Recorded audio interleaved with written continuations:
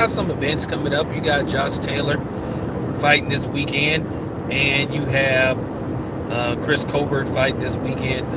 Nice card for Showtime. And you got this new situation with Errol Spence and Ugas, and for some reason people are up in arms about how much they may be making and allegedly making. So I'm gonna discuss that. I'll get to that later. But first topic at hand, as you guys know, we almost a week removed from Amir Khan versus Kell Brook, the grudge match, and it ended in Kell Brook stopping Amir Khan in the sixth round, which many of us believed that was probably more than likely going to be the outcome. So I wasn't surprised. Because, I mean, at the end of the day, when you think about Amir Khan, this is just real talk about Amir Khan. You look at Amir Khan's list of trainers. Amir Khan has had damn near just as many trainers as he's had losses. Now, I understand if you go back and forth between one or two, maybe three trainers, but Amir Khan has had, what, 4 or 5 different trainers? And it's always the same thing with Amir Khan. Amir Khan is just terrible at making adjustments. And he doesn't listen to his corner. He does basically what Amir Khan wants to do. And the end result is usually disastrous for him. So that's just his niche. Amir Khan gonna do what Amir Khan is gonna do. And that's why he's paid a hefty price. Because I've just seen this with him. He doesn't listen to his corner. When they say, hey, do this, do that. You need to do this right here. You need to do this. And one thing, like I said, Amir Khan has never been good at is punch placement. I've said this on several occasions. He don't know how to break a fighter down. Had Amir Khan knew how to break a fighter down instead of throwing those predictable 1, 2, 3, 4, 5, 6 punch combinations, then occasionally he'll throw a body shot. Occasionally he'll throw a couple of jabs. But we all know what was Amir Khan's his bread and butter, throwing those lightning quick combinations. Which, like I said, for the most part, if the boxer had a good boxing IQ, they would eventually start to time him, and then they would catch him either coming in or they would catch him coming out. So that's why I think he should retire. Like I said, as far as Kell Brook go, after what I saw Saturday, I feel like Kell Brook, he got some juice in the tank. I see he got some juice in the tank, man. And then just leading up to the press conference, I mean, Amir Khan said some, like I said, man, I understand you want to sell a fight, but I think to a certain degree, I think you shouldn't get too personal. Amir Khan made remarks about Kell Brook's sexuality and all that kind of stuff, which that's been something that's been the quiet talk about Kell Brook about his sexuality, which I don't give a damn. But then the funny thing is, Amir Khan was linked to, pretty much some questionable stuff. So that's just all I'm saying. So I think Amir Khan was linked to some questionable stuff his damn self. But for him to be sitting up talking about Kell Brook, I've heard things about you. Well, we've heard things about you, Amir Khan. But we'll leave it at that. That's both of their personal business. Okay, so let me move on from that. All right, so Chris Colbert is saying if he's successful, he said he might be interested in a fight with Gary Russell Jr. Well, we'll see what happens. We'll see if Al is willing to do that. Look, at the end of the day, whether we want to admit it or not, Gary Russell Jr. has been on Al Heyman's, list for a minute because of just, stuff behind the scenes. And I really thought that Gary Russell Jr. got the screws put to him in that fight. People can holler about he signed the contract all he want, but at the end of the day, you shouldn't be going out there with, fight with one arm. And then at the same time, they probably would have threatened to take the belt away from him. So at the end of the day, you know, that's messed up what God did to him, but he should be able to have a chance to get his belt back, but he won't get his belt back more than likely because the dude said he doesn't want to give him a rematch, which I think that's some BS. But, you know, that's typical.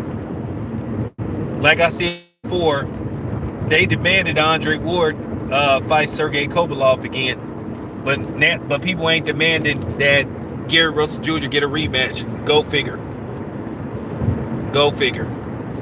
And I mean, it is what it is. I mean, you know, this is just so blatant. And hopefully next week I get to see Andre Ward, because I was supposed to be going to the Jose Ramirez fight. I was supposed to be going to see Jose Ramirez versus Jose Pedraza. Jose versus Jose. Puerto Rico versus Mexico. So I was supposed to be going to Fresno. I was supposed to be getting my press credentials today. I was told that I was going to get my press credentials, I think either today or tomorrow. So I should be going to that fight. So hopefully I get to see Drake. I definitely got to ask him about, you know, Triple G, you know, trying to pop off at the mouth, saying that Drake sent him an offer only after he found out he was going to fight David Lemieux. Andre Ward tried several times to make a fight with Triple G. Triple G's scary ass just wouldn't do it. And that's just the bottom line. Well, why didn't you fight Andre Ward after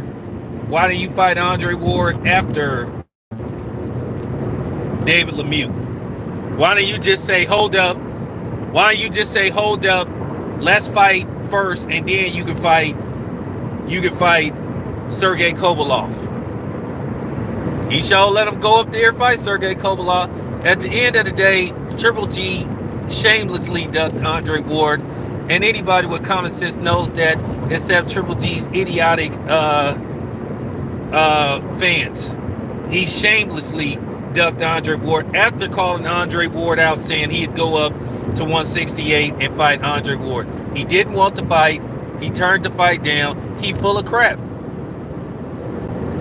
And to sit up there and say, well, you knew I was fighting David Lemieux. Triple G versus Andre Ward would have been a bigger fight. So you don't think Triple G versus Andre Ward would have been a bigger fight? Like I said, he just didn't want to fight Andre Ward, and that's just the bottom line. I mean, every time you would ask Tom Loeffler would start stuttering about Andre Ward. Well, Andre Ward, and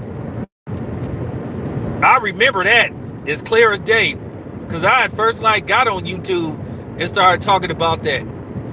You had people like, I mean, Triple G fans at one time, they might have been some of the worst fans out there. They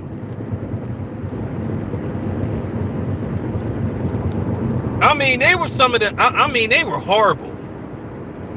But we all know Triple G is the duck master. We all know Triple G is one of the most fraudulent boxers in the last 30 years. Like I say, that man fight people that work at Foot Locker.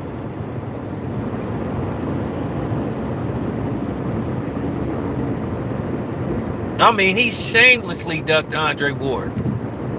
Didn't even try to front about it. But now, since Andre Ward retired, he trying to pop off at the mouth. If I was Andre Ward, I'd be like, all right, well, I'll come out of retirement. I'll fight you. I bet you Triple G won't take that fight.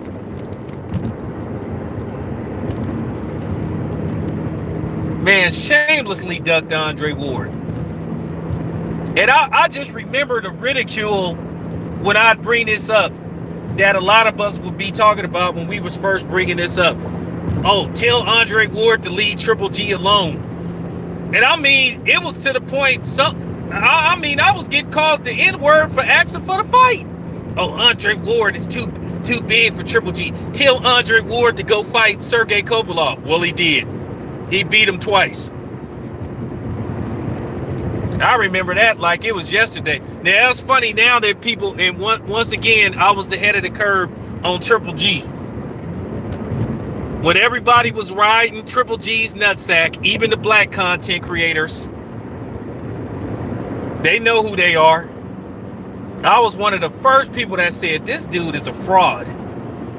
And I was watching the dude, I was watching his style, I was watching how he fought, and I was thinking to myself, you put this dude in a ring with a slick mobile boxer, he gonna get tore to pieces. And I was looking at Triple G and I was like, Andre Ward would destroy Triple G.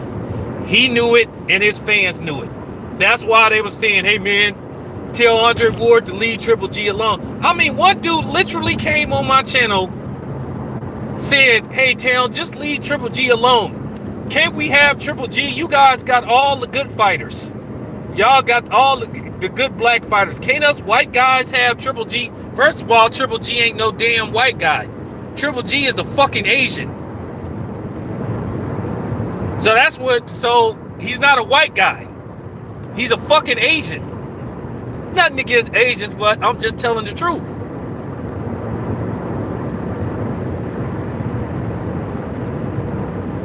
I mean, look at the origins of the people from Kakistan. I did my research. So, and Triple G's mother is full-blown Asian. So that's why I was laughing when white people were saying, oh, you just don't like, and people was accusing people of being racist towards Triple G because we wanted him to fight better competition. That was hilarious. That was hilarious. I should go back. I should go back and dig up some of them videos and put together an archive. I'm talking about people was literally getting mad at me, calling me the N-word over Triple G. Oh, you black guys just don't like him. You just don't like him because he's not black. You guys are jealous of Triple G. Jealous of what? Now, here we have 7 years later, and it's the same thing with Triple G. Worst resume, I mean, worst resume that a middleweight could possibly have. And I'm laughing at the fact that people was praising this dude, and he been doing this for the longest. Refuses to fight Jermall Charlo. Refuses to get in the ring with Demetrius Andrade. Barely got past Sergey Derevyanchenko. And a lot of people thought he won that fight. A lot of people thought he lost to Daniel Jacobs. Refused to give both of them a rematch.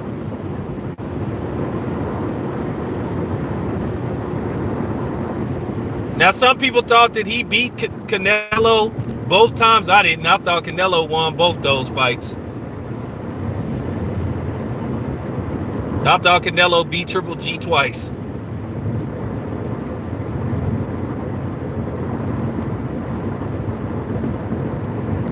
But like I said, that was just hilarious.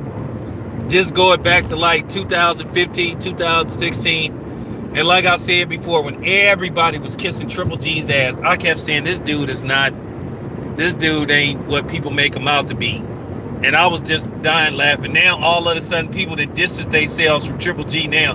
But it was a lot of people that was riding Triple G's nutsack.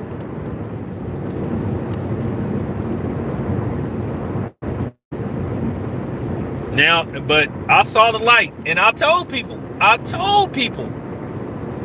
said this dude, I made a bold prediction, just like I made a bold prediction that came true. I said, watch Triple G when he kept saying, nobody want to fight me. Nobody want to fight me. I put on Big Drama Show, nobody want to fight me. Then when the competition at middleweight started to get better, what did he do? I'm talking about that man was maneuvering. He maneuver around fights better than he do in the ring. He just started. I'm talking about he became the master cherry picker.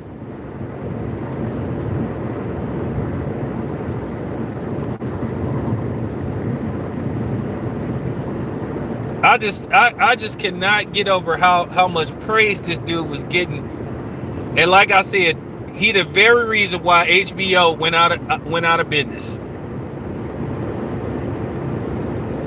Because they were so hell bent on, hey, HBO was anybody but the brother.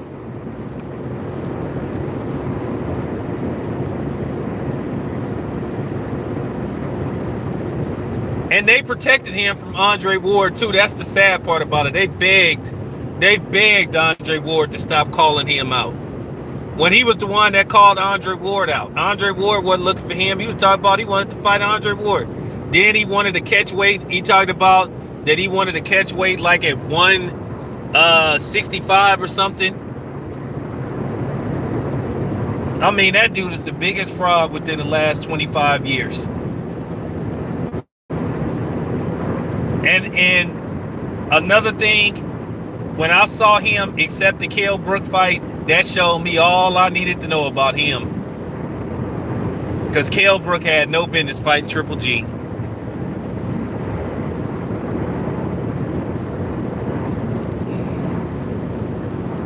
He had no business fighting that fight.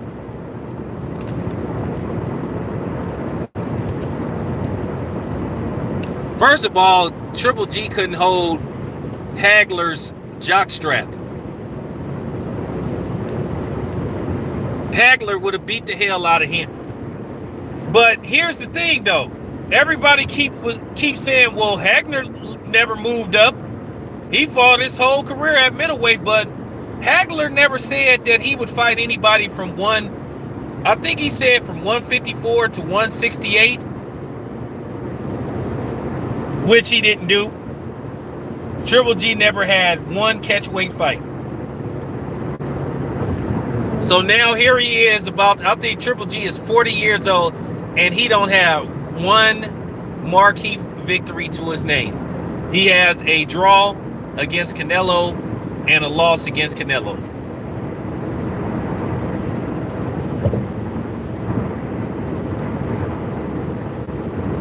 Don't have one marquee fight under his name. So, he's not a Hall of Famer. Triple G is not a Hall of Fame fighter. If anybody say he's a Hall of Fame fighter, they're a damn lie. That man ain't remotely a Hall of Fame fighter. Like I say, his resume is trash. But he got all the credit in the world for knocking out truck drivers. He got all the credit for knocking out truck driver, Foot Locker worker, gas station attendant, garbage man, and people was celebrating him, but kept saying Deontay Wilder was fighting bums. But Deontay Wilder didn't get the same love, and we all know why that is.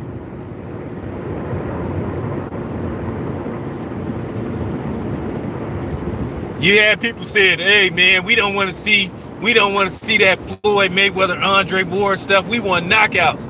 And like I said, they found something wrong with Deontay Wilder. Which, by the way, rumor has it, speaking of Deontay Wilder, that Andy Ruiz could be in the works. Nothing set in stone. Just a quick rumor.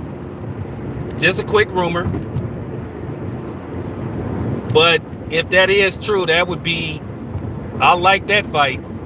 I'd pay money to go see that fight, because that's guaranteed not to go the distance. So,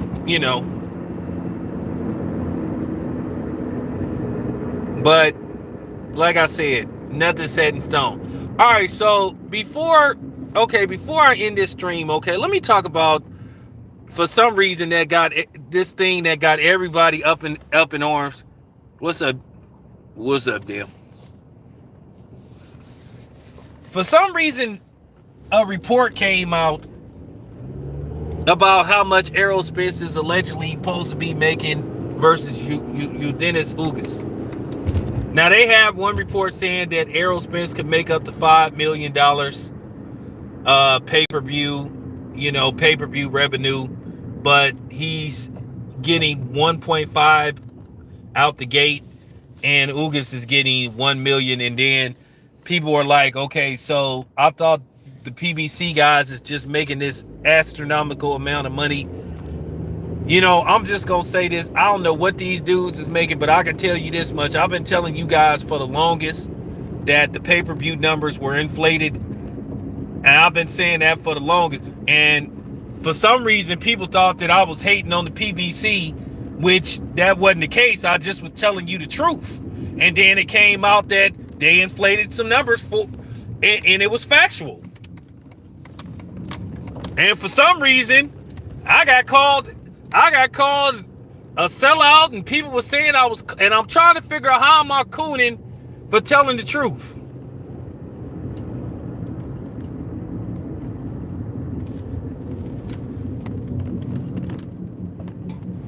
I said this, that they was inflating the pay-per-view numbers, and it ain't no knock against.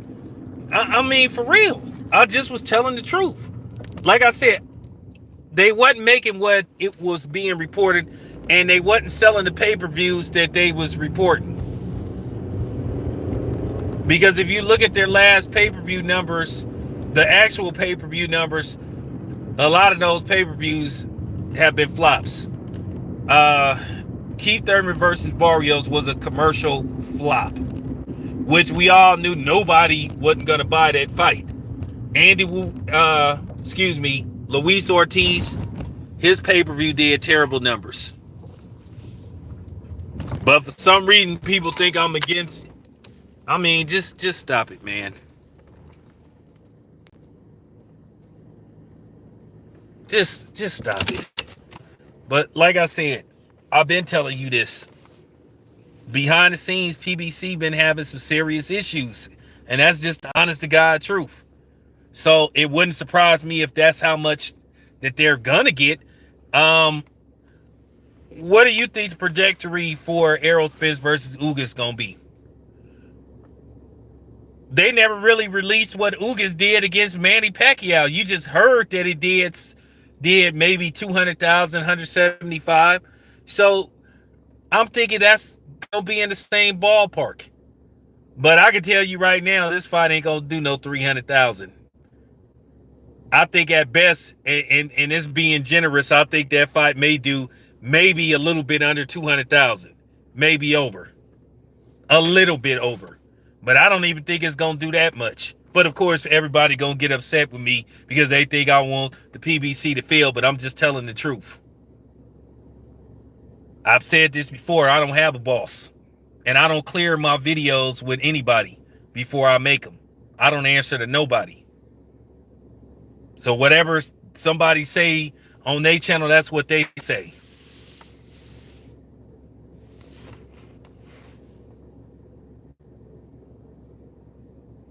Now the fight gonna be in Cowboy Stadium. I'm gonna look and see how much the tickets is.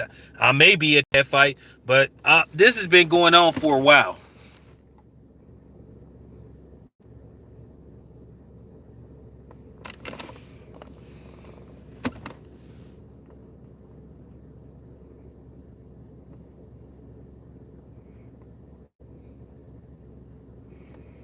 So, just saying.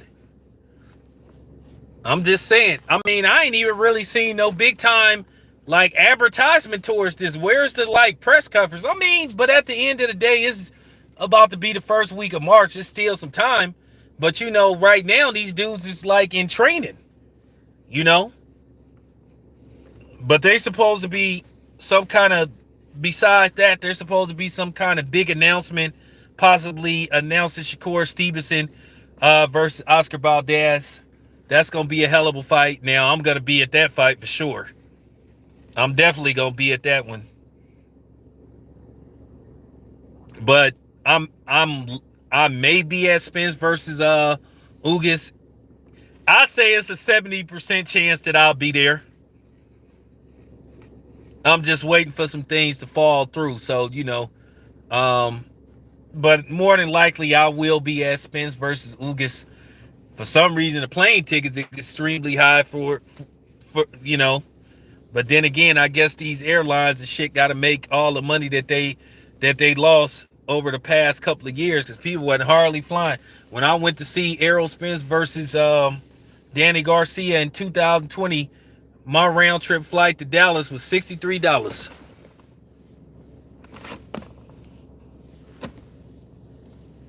Yeah, that's true. All right, you guys. Appreciate y'all listening. About to go inside, get some rest, but I'll be back with some more boxing talk later on. Out.